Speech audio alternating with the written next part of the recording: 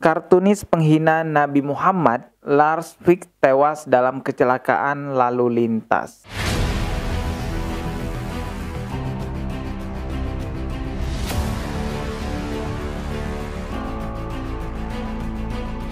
Assalamualaikum warahmatullahi wabarakatuh. Ada sebuah berita yang seharusnya lebih viral daripada sekedar video joget-joget di TikTok. Oke, coba kalian perhatikan di layar. Ini saya mengutip sebuah berita dari websitenya Oke News. Di sini ada sebuah berita dengan judul Kartunis penghina Nabi Muhammad, Lars Vilks tewas dalam kecelakaan lalu lintas. Ini dia orangnya, guys. Oke, saya bacakan sedikit beritanya. Seorang kartunis Swedia yang membuat sketsa kepala Nabi Muhammad pada tubuh anjing telah meninggal dalam kecelakaan lalu lintas.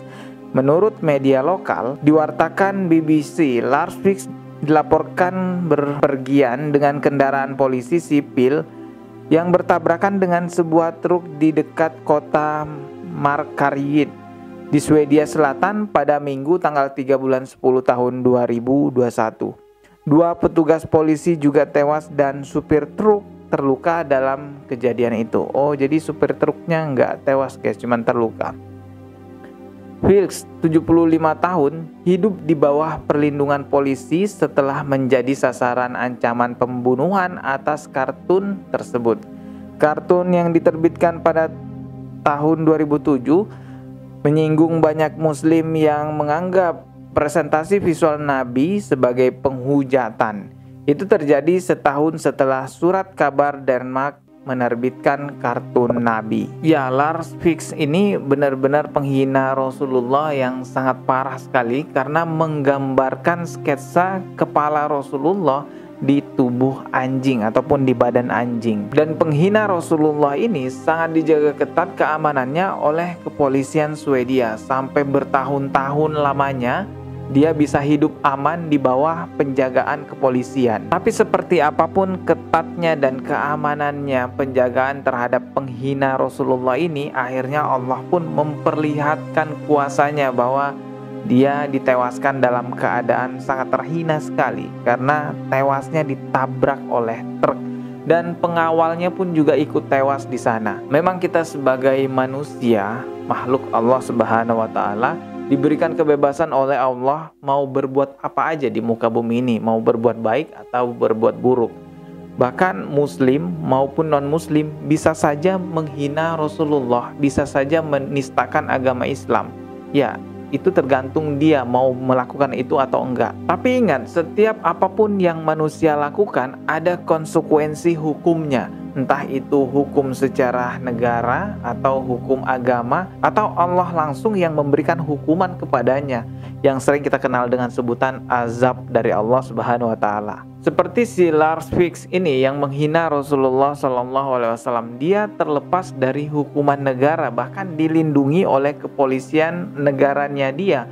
Tapi ternyata Allah Subhanahu wa taala memperlihatkan kuasanya dalam menegakkan hukum hingga sampai akhirnya Lars Vilks ini tewas dengan sangat mengganaskan sekali. Seperti yang saya katakan di awal bahwa seharusnya berita semacam ini di Indonesia lebih viral daripada sekedar joget-joget di TikTok, karena Indonesia merupakan negara penganut agama Islam terbesar di dunia. Seharusnya kita peduli dengan berita semacam ini, seharusnya kita sebarluaskan agar bisa menjadi pembelajaran. Penghina Rasulullah lainnya tidak berani lagi melakukan itu, karena Lars Vilks ini bukan orang pertama, bukan orang satu-satunya yang menghina Rasulullah SAW dengan sebuah karikatur. Coba kalian perhatikan di layar. Di sini ada seseorang yang bernama Stephen Karp atau dikenal juga sebutan Carbonnier. Ini dia orangnya.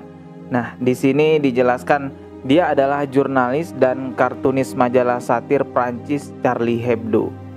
Ini juga orang yang merupakan menghina Rasulullah SAW dengan karikatur. Di sini coba kita baca keterangannya. Pada 2 November tahun 2011, kantor majalah Charlie Hebdo dibom tepat sebelum edisi 3 Novembernya diterbitkan. Edisi tersebut berjudul Charlie Hebdo dan menyindir Nabi Muhammad SAW yang seolah-olah digambarkan sebagai editor tamu. Lalu di sini juga ada keterangan lagi, pada tanggal 7 Januari 2015, kantor majalah Charlie Hebdo diserbu kelompok bersenjata Karp dibantai dengan beberapa tembakan, 7 rekannya dan 2 petugas polisi juga tewas dalam pembantaian tersebut. Majalah Charlie Hebdo ini sempat heboh kembali di tahun 2021 setelah Presiden Prancis memajang karikatur yang menghina Rasulullah SAW di sebuah gedung, dan itu dijaga ketat oleh pihak kepolisian Prancis. Tentunya hal tersebut memicu kemarahan seluruh umat muslim di dunia, sedangkan di Indonesia sendiri masyarakat muslim ramai-ramai memboikot produk Prancis. Yang lebih menegangkan adalah Presiden Turki yaitu Erdogan secara terang-terangan mengajak perang kepada Presiden Prancis yang dianggap telah menghina Rasulullah SAW dengan memajang karikatur yang dianggap itu adalah Rasulullah. Ada lagi orang berikutnya, seorang kartunis yang juga menghina Rasulullah SAW. Coba kalian perhatikan di layar, ini adalah seseorang yang bernama Kurt Westergaard. Kita baca sedikit ya. Kartunis Denmark ini pada tahun 2005 menggambar karikatur tentang sosok Nabi Muhammad SAW mengenakan bom di surbannya. Wow, ini parah juga. Coba kita baca lagi keterangan berikutnya. Setelah menggambar karikatur yang menghina itu, Westergaard menerima banyak ancaman pembunuhan dan menjadi target upaya pembunuhan. Akibatnya, dia menghabiskan hidup di bawah perlindungan polisi. Ya, aneh juga kenapa selalu dilindungi secara ketat oleh kepolisian orang-orang semacam ini ya di negaranya mereka. Westergaard meninggal dalam tidurnya di Copenhagen pada 14 Juli 2021. Dia meninggal sehari setelah ulang tahunnya yang ke-86 setelah lama menderita penyakit. Itu adalah penghina Rasulullah yang cukup parah juga karena dia menggambar sebuah karikatur di mana Rasulullah menggunakan surban dan di surbannya itu terdapat sebuah bom. Orang ini mencoba untuk membangun citra buruk kepada Rasulullah SAW. Jadi seakan-akan Rasulullah itu adalah sosok yang menakutkan. Orang ini menghabiskan sisa waktu hidupnya di bawah pengawasan kepolisian negara dia, karena banyak sekali mendapatkan ancaman dari pihak muslim.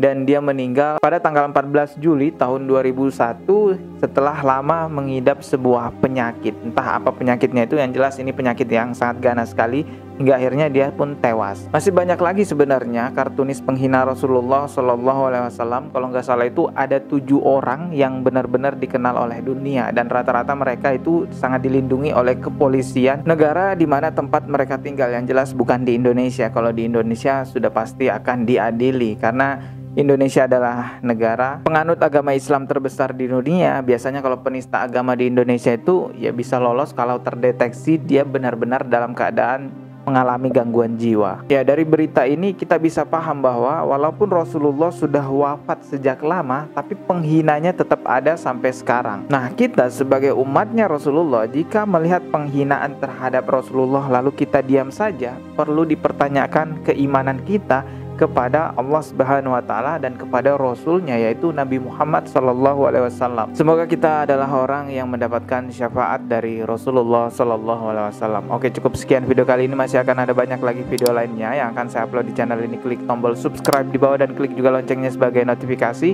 agar ketika saya mengupload video terbaru kalian mendapatkan pemberitahuan. Jika kalian sudah klik tombol subscribe-nya, kita akan bertemu lagi tetap di channel Dodi Sefriadi. Sekian dari saya. Wassalamualaikum warahmatullahi wabarakatuh.